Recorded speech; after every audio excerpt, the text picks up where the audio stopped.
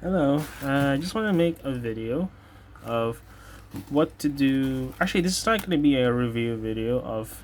This is actually a D3crm copy. This is an S&T D3crm. This is the copy of the highly strategic version of the D3crm. But I'm not going to be reviewing this. This is going to be more of what I do for new gear, especially when this gear is cheap. Well, actually, you wouldn't want to do this for really expensive gear, but this is what I do for cheap gear. Like this one. This one only cost me around 300 US dollars, which is probably around 20 to 30 US dollars. So let's just say maybe this is not necessarily this kind of gear. Maybe you have a JPC copy from TMC or Emerson. But of course, what I always do when I buy cheap gear is that I always try to use a lighter, not for smoking purposes or burning this, not of course that, but to actually fix the stitchings. Well, it's not really fixing it, but it's more of making sure that the stitch will not come loose. I'm just trying to, because there's some bad stitching like over here, so I just need to, what I always do is like light it up here. Hope I don't burn my fingers, and then just do it for a few seconds, then let the nylon actually melt, and then yeah, so there won't be any more loose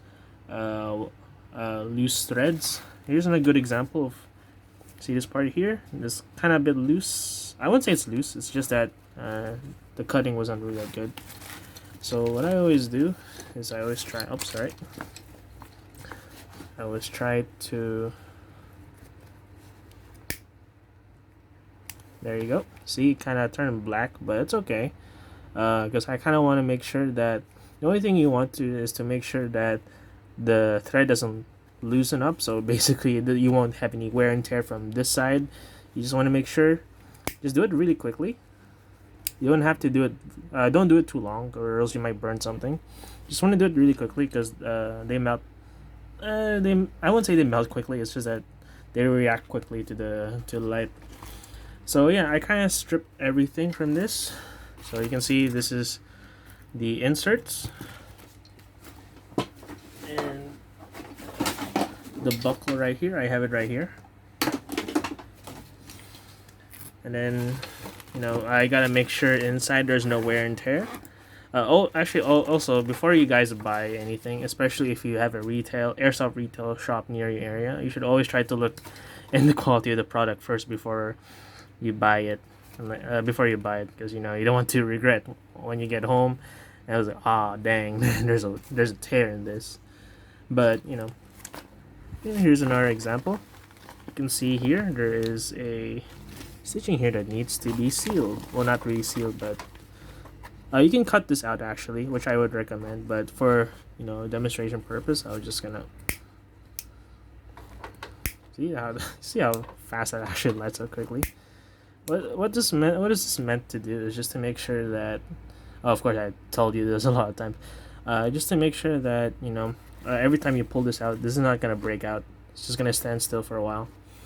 Another method that I don't normally do, but I do it when necessary, is I actually stitch it on my own. Now it's gonna be hard, but hey, if you need to get the job done, of course you gotta try. But I'm pretty sure not all of you would do that. But that's my last resort if you're gonna do the stitching out. So yeah, there's another one. It's a bit loose because, of course, this is China made. This is just a copy. If you have the real one, or which I don't think not a lot of you would actually buy, because of course they're very pricey. And for me, I'm not a person that, I mean, I would buy real gear once if I have a stable job, but I know that there's some kids who don't really um, they can't really have a job. They just got this from their parents' money. It's okay. You gotta try to make things work out, even the little things. Oops, there's only a bit, no worries about that. Yeah, always try to check the insides as well. Here's one. Oops, sorry. So yeah, Oh, here's another cool thing about this. See, this is actually another example of really bad stitching. This is so much thread around. Um, all right. Usually,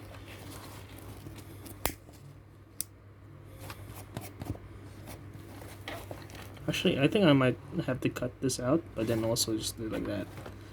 So yeah, this is probably I won't say a problem, but I think I might cut this out. I won't be showing this in video because I have too many things in my hands right now. So yeah, yes. So this is what I always do to new gear. Maybe once I have a new gun, and I'll probably make a video of what I do to new guns. Basically, cheap guns like a Saima AK-74 or a GNG ARP now, or basically any gun that is probably budget oriented, and how I can make them work for the money. Because like usually of course higher quality guns can tend to have higher quality, but of course not a lot of us want to spend full money on a gun. Some of us want to save money, right? So when you save money, you get to do things by yourself. It's a really good feeling actually. You make things work for you. Yeah, and you don't have to spend a lot as well. But of course, expect it to break over time as well, because you get what you get. You guess you get what you pay for. But at least try to make it work for yourself. So thank you guys. This is just a video I just want to make.